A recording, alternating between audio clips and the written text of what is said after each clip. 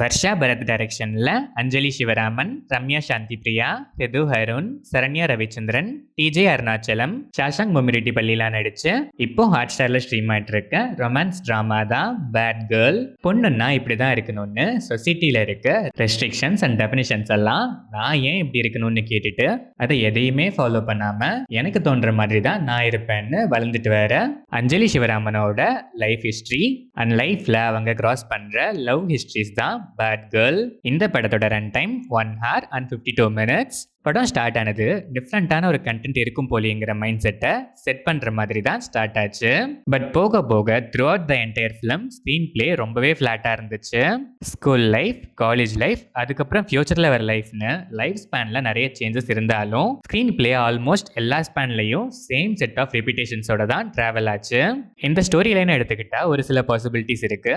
ஒன்று, அம்மா அப்பா அண்ட் சொசைட்டியோட ரெஸ்ட்ரிக்ஷன்ஸ் ஃபாலோ பண்ணாததால ஒரு பொண்ணோட லைஃப் எப்படிலாம் ஸ்பாயில் ஆகுதுன்னு சொல்லலாம். இல்லைன்னா அதே கைண்ட் ஆஃப் ரெஸ்ட்ரிக்ஷன்ஸ்னால தான் ஒரு பொண்ணோட லைஃப் எக்ஸ்பெக்ட் பண்ண மாதிரி வாழ முடியாம போகுதுன்னு சொல்லலாம். பட் இந்த மாதிரி எந்த சைடுமே கன்வின்சிங்கா இல்லாம ஒரு ஃபிளாட் டோன்ல தான் ஸ்க்ரீன் பிளே இருந்துச்சு.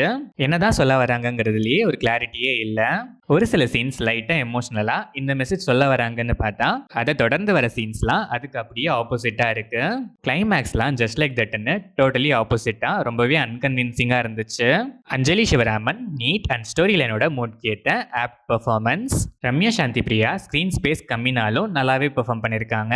யது ஹருண் எக்ஸ்பிரஷன்லெஸ் பெர்ஃபார்மன்ஸ், பெருசா சொல்றதுக்கு எதுவுமே இல்ல. சரண்யா ரவிச்சந்திரன் சில சீன்ஸே வந்தாலும் நல்லாவே பெர்ஃபார்ம் பண்ணிருக்காங்க. டிஜே அருணாச்சலம், சாஷாங் பொமிரெட்டி பள்ளி அண்ட் அதர் ஆர்டிஸ்ட் எல்லாருமே டீசெண்டாவே பெர்ஃபார்ம் பண்ணிருக்காங்க. டெக்னிக்கலாக பார்த்தா cinematography, songs, background score, editing பேட்டர்ன்லாம் படத்தோட டோனுக்கு டீசெண்டாகவே இருந்துச்சு. ஓவராலாக பார்த்தா ப்ராமிசிங்கான ஒன்லைன் தான். பட் எமோஷ்னலாக எங்கேயுமே கன்வின்சிங்காக இல்லாத ஃப்ளாட் நரேஷன். ஒரு சில சீன்ஸில் ஒரு சில மைல்டான எமோஷன்ஸ் தவிர எங்கேயுமே இம்ப்ரெசிவாக இல்லை.